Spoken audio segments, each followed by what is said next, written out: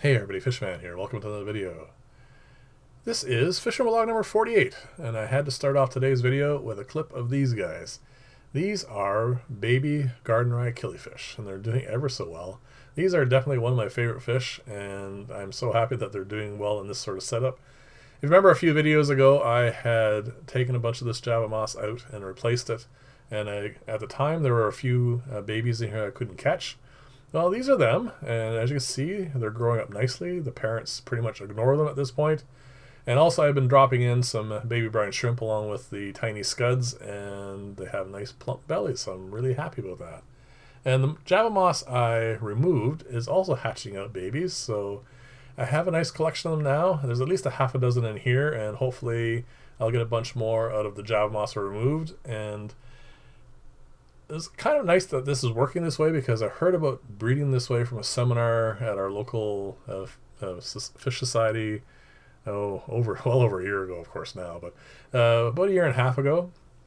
And in Montreal they had switched over to breeding this particular style of killifish egg layer in a mass planted tank, and it was working out well. And I'm actually glad to see it working this way, because it is a lot easier on everybody when the babies will just grow up with the parents. So that is actually really cool, and I'm hoping to see that progress even more and get a whole pile more out of them. Now this is the Java moss bog filter, and as you can see, the Java moss is starting to peek out above the surface of the water, and I'm hoping that's going to continue. And I'm going to let this run a little while longer, and I'm starting to put fish in this tank as well. Currently there's only a male and female pleco in here, and I want to see how well this filter is going to do in a general community tank kind of setup. So we'll see how that progresses. Now I'm showing you a clip of this mostly because I mentioned I didn't want to keep this as the centerpiece anymore, because it's just not really growing in a shape that I care for. And I'm going to show you a plant coming up that I want to replace it with, but I'm not going to throw this out. I am going to move this into a smaller container and probably just attach it to the side in here, and I'm going to grow it there instead. And the centerpiece is doing well otherwise. You can see the Java mosses is growing way too well. I have to take this out and actually prune some of that back, and hopefully get that into a more of a configuration that looks nice. But it's coming along nicely in general, except for that one plant. And this is doing quite well. This is the 3D printed filter, and I haven't had any issues with it. I think we're still a little over a week away from testing this out to see how it does with ammonia, but that's coming up as well. So that is going to be part of the next run of ammonia tests, which I have to do. This is the plant I am thinking of using for the centerpiece for that. I was kind of concerned to see how well it was going to do immersed, but so far it's doing really quite well. I mean, it's sending out new leaves and everything, but more importantly, it is growing a lot of roots. So I'm quite happy with its progress, and we're going to have to see how that does when I plant it in that centerpiece, and of course move it over into the paludarium, because there's a lot more humidity there, and we'll just have to see how well it does. I'm really happy with this plant. It's doing really well. It's almost at the point where I can subdivide this. It's got a lot of new shoots coming out. I'm going to give it a little bit longer, and then I want to start, like I said, breaking this up, because I do need more of that. This is my little incubation test for land moss, and as you can see so far, it is growing really nicely. It's thriving in here. Obviously it's way too early to tell if this is going to be a success or not, but it is a good start. And you can see a little seedling popped up there. I will have to pull that out. And other than that, I probably should take this down and have a poke through it and see if there are, any kind of other unwanted guests in there. So that I'll do as well. Hopefully I'll have an update for you on that next Sunday. So this prayer plant is definitely at the point where it needs to be divided. It's getting quite large and is doing really well, so I'm very happy with it. But I do need multiples of this, and I think it's time to break that up so I can get more of these going. And I just have to find the time to do it all. This is not doing well. The reason why I showed you the first clip of that piece in the paludarium, that's the current centerpiece, for some reason this one just started dying off. It's got these little mottled spots on it, and I'm not sure what it is, but that's another reason why I want to keep the one in the paludarium and keep it separate from this one, of course. The spider plant is doing well. I still have to plant these. It's just so many things that need to be done, and not enough time to get it all done, which is kind of funny because I have more free time now than I've ever had. So anyway, I'm really happy with how the plants are all doing here. It adds quite a nice feature to this section of the fish room, and like I said, I couldn't be happier with all that. And we'll see how it goes. There's definitely going to be more added to it as things become available. There is one last plant update I want to cover, and that is this simple bubbling rooter that I put together.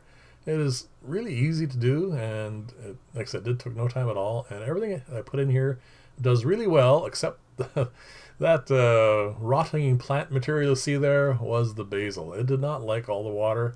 If I had pulled it out initially when it first started to root, I think it might have done okay, but in the long run it just ended up melting almost, and all you see left now there is that, well, just rotting plant material. It's not a big deal, of course, it's just a matter of just removing it, which I'm going to do now. This other little spotted plant, which I don't know the name of, it was in a planter that we picked up as a gift, and I just took a little snip off it because it was a cute looking little plant, and I thought it would be interesting to see how it does in this, and it has rooted, which is great, and I am going to plant that up, and we'll see how that does.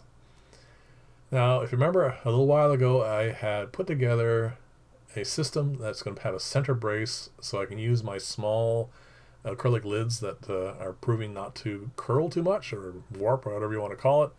And so far the brace is doing really well, and the only thing I've done to this as a bit of an augment is I have lowered the brace a little bit into the tank. You can see on the far right there's a bit of a bracket there and a little notch taken out of the lid. That's just to hold it down further, and so far it's doing really well, so we'll see how that goes long term. Now, I know it's been a while since I've done an update for this. It's just like I said, there's just so many projects on the go, and trying to get everything juggled and balanced is just difficult sometimes. Actually, speaking of that, the next little while, a lot of the videos and updates are going to involve that large U-shaped paludarium, because I really do need to get a lot of work done on that. So a lot of the videos for, well, at least next week anyway, most likely, will be updates on that. So I'm finally putting the bracing on this, and this is exactly how I did the bracing for the large U-shaped paludarium. It's just a little bit of 1/4 inch acrylic cut rather narrow. I think in this case it's 3/8. I think I did a little bit wider for the paludarium. And when you are welding these in, it's just, like I said, reinforcing the corners, because it's going to have a lot of stuff on top of it and it's going to be all buried and everything. And it's just like a precaution, so I don't have to worry about going down the road like 10 years from now or whatever. So the only difference between this and that one is I did take a lot of extra care with that. And in this particular case, I also have the old acrylic in the front to worry about. And it is probably going to be the last time I try welding old acrylic. It worked, but it is not pretty at all. And you'll see when I do a long backup shot of this. The new acrylic like this worked really well, and it was just a simple matter of taking the table saw and just trimming a little bit off the long piece here and just getting to the point where it was a nice tight fit. Very straightforward and easy to do. But like I said, we're trying to get the new acrylic to weld to the old acrylic.